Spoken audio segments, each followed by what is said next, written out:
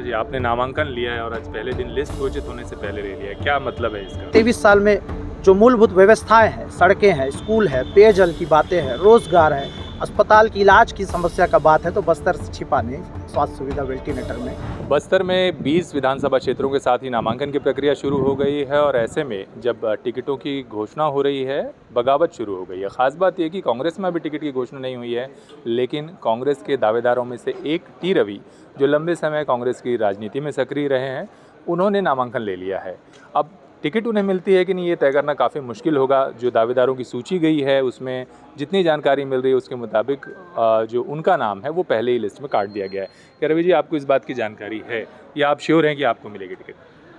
ये अंतिम सूची जब तक प्रकाशित नहीं हो जाती, आप लोग के माध्यम से ना पता चल जाए, हमारे वरिष्ठ नेता के माध्यम से ना सूचना आ जाए, तब तक ये कुछ कहा नहीं जा सकता कि पार्टी किसको प्रत्याशी बनाती है। जी जी, आपने दावेदारी कर रखी है? जी, हमने तो पार्टी फोरम में अपना आवेदन दिया हुआ है। जी, पिछली बार भी आप दावेदार थे, लगातार दावेदारी कर रहे हैं।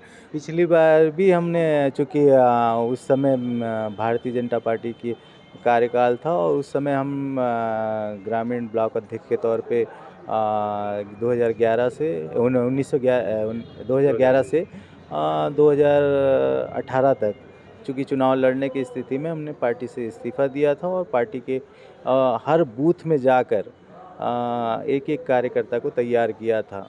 जी, और तो इस बार भी आपकी तैयारी पूरी है?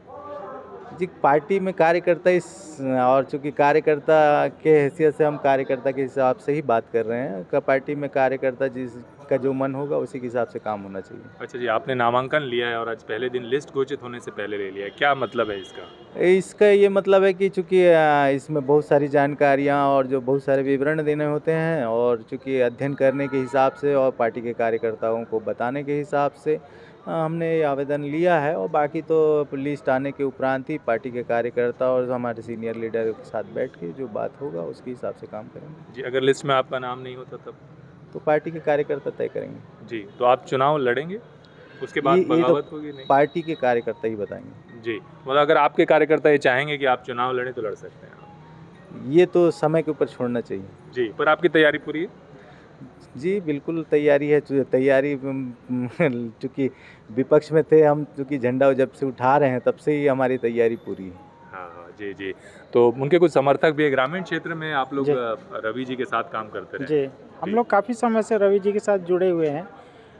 रवि जी हैं, उनकी जी पत्नी थी, वो भी जी। जिला पंचायत में जब भाजपा का सरकार था उस समय रिकॉर्ड मतों से कांग्रेस समर्थित दोनों बार ये लोग, क्योंकि 2 एरिया आता है, 2 जिला पंचायत क्षेत्र आता है, दोनों क्षेत्र में रवि जी और उनकी पत्नी नीलिमा जी दोनों जीतती रही हैं और अभी भी लगातार कहीं ना कहीं जनप्रतिनिधि हैं, बहुत सारे क्षेत्र के लोग जुड़े हुए हैं जी। अभी भी। तो उसी स्थिति में और रवि जी का नाम तो गया है यहाँ से। आप बतौर कार्यकर्ता और सहयोगी आप क्या सोचते हैं, मिलना चाहिए टिकट? जरूर मिलना चाहिए और रिकॉर्ड मतों से जीतेंगे। अगर कांग्रेस पार्टी से मिलता है तो मेरे को नहीं लगता कि छत्तीसगढ़ में सबसे ज़्यादा अगर कोई वोट से जीतेगा तो वो टीवी रवि जीतेगा। और अगर नहीं मिलता उस परिस्थिति में? अब अगर कार्यकर्ता और सब लोग हम लोग बोलेंगे जी। तो उनको लड़ना पड़ेगा, क्योंकि पिछले बार भी किसी कारणों से मतलब उनकी टिकट हाँ, उनकी टिकट रह गई थी और विपक्ष में रहते हुए भी एक तरफा हम लोग जीते थे। जी, तो टी रवि हैं जो काफ़ी लंबे समय से राजनीति में भी सक्रिय रहे हैं, कांग्रेस से उन्होंने कई बार दावेदारी की है, ग्रामीण अध्यक्ष भी रह चुके हैं और इसीलिए उन्होंने नामांकन पत्र भी ले लिया है। हो सकता है कि आने वाले समय में बगावत के तौर पर या अगर उन्हें टिकट मिलती है तो उनका कहना है तो वो सक्रिय तौर पर और बेहतर प्रदर्शन के साथ चुनावी मैदान में उतरेंगे। हाँ, आज हम लोग हमारे चित्रकूट के प्रत्याशी युवा होनहार साथी बुमरा मंडावी जी और पार्टी ने मुझ पर भी भरोसा जताया जगदलपुर से, और आज हमने नामांकन खरीदा है। बड़े ताकत से, शोर से और जोशीला रूप से नामांकन भरेंगे भी। कुछ निर्दलीय प्रत्याशी और प्रमुख पार्टी से मुकाबला? प्रमुख पार्टी से मुकाबला जैसी बात पर मैं ज़रूर बोलना चाहूँगा। बस्तर की जनता, छत्तीसगढ़ की जनता पूरे 23 साल भाजपा और कांग्रेस को मौका दे चुकी है। 3 बार शुरू में कांग्रेस की थी, 15 साल भाजपा का था और फिर से 5 साल कांग्रेस को दिया है। और 23 साल में जो मूलभूत व्यवस्थाएं हैं, सड़कें हैं, स्कूल है, पेयजल की बातें हैं, रोजगार है, अस्पताल की इलाज की समस्या का बात है, तो बस्तर से छिपा नहीं स्वास्थ्य सुविधा वेंटिलेटर में। और आज तक अगर स्वास्थ्य सुविधा वेंटिलेटर में है, स्कूल की सिस्टम वेंटिलेटर में, तो 23 वर्ष किए क्या। और इसी के कारण जो है बदलाव का माहौल पूरे प्रदेश में बना हुआ है।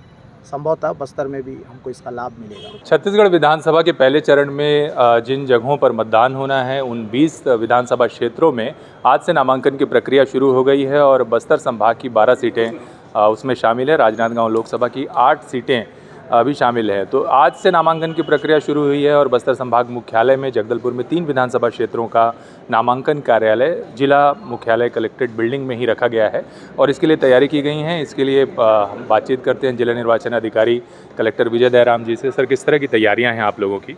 तैयारी नामांकन के लिए प्रथम चरण की जो नामांकन जो होनी है वो 13 से 20 तारीख के बीच में होना है। इसके लिए तैयारी कंप्लीट हो चुकी है। जी, किस तरह के सुरक्षा इंतजाम किए गए हैं और क्या सभी के नामांकन इसी जिले में रखे गए हैं या अन्य विभाग में भी ट्रांसफ़र किया गया है? तीनों विधानसभा क्षेत्रों के जो नामांकन प्रक्रिया जो है जिला कलेक्ट्रेट कार्यालय में ही संपन्न कराया जाएगा। इस हेतु जो 100 मीटर का जो दूरी 144 लागू की गई है, इस हेतु सुरक्षा व्यवस्था को ध्यान में रखते हुए और अपने जो जितने भी प्रत्याशी हैं उनके साथ आने वाले लोगों को ध्यान में रखते हुए 100 मीटर की दूरी में सुरक्षा का चौक चौबंदी किया गया है।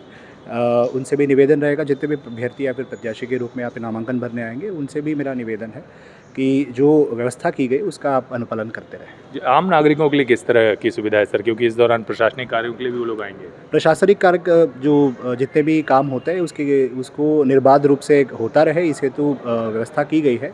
जो पीछे का जो द्वार है और बाकी जो एंट्रेंस पॉइंट्स है उसको हम लोग खोल के रखे हुए हैं। जी सर, किस तरह के चुनाव की जिस तरह की तैयारियां हैं, संवेदनशील क्षेत्र भी हैं, तो ऐसे में आपकी तरफ से कितने अर्धसैनिक बलों की मांग की गई या बस्तर में जो उपलब्ध हैं उनसे पर्याप्त सुरक्षा इंतजाम हो जाएंगे? हम लोग ये सुरक्षा के दृष्टिगत से मैं ये सब डिटेल्स जो है डाइवर्ज नहीं कर सकता, बट इतना तो हम लोगों ने मांग किया है ताकि संवेदनशील क्षेत्रों को ध्यान में रखते हुए और जो चित्रकूट विधानसभा संवेदनशील के रूप में माना जाएगा और उसको ध्यान में रखते हुए पर्याप्त फोर्सेस की हम लोगों ने मांग रखी है। जी सर, कितने प्रत्याशी अपने साथ कितने लोगों को लेकर आ सकेंगे और लाव लश्कर के साथ आने की व्यवस्था है, तो उसके हिसाब से भी तैयारी है सुरक्षा? जो 100 मीटर की जो दूरी तक तो हम लोग 144 का जो पाबंदी लगाए रखे हुए उसके अंतर्गत मात्र 5 लोगों को ही एंट्रेंस मिलेगा और आरोज रूम जहाँ पे नामांकन प्रक्रिया पूर्ण की जा सकती है वहाँ पे प्रत्याशी के अलावा 4 लोग यानी कुल 5 लोगों को ही एंट्री मिलेगी। धन्यवाद सर। तो ये आपने जिला निर्वाचन अधिकारी को सुना और बस्तर में इस तरह से तैयारियां पूरी कर ली गई हैं। साथ ही जो इन 20 विधानसभा क्षेत्रों में जहां जहां नामांकन की प्रक्रिया आज शुरू हो रही है, निर्वाचन नियमों के अनुसार लोग नामांकन लेने पहुंचेंगे। हमारे यहाँ जो बस्तर में जो ख़ास तौर पर अगर देखें तो आज केवल एक नामांकन पत्र लिया गया है। कैमरामैन सोमेश के साथ नरेश मिश्र, IBC 24 बस्तर।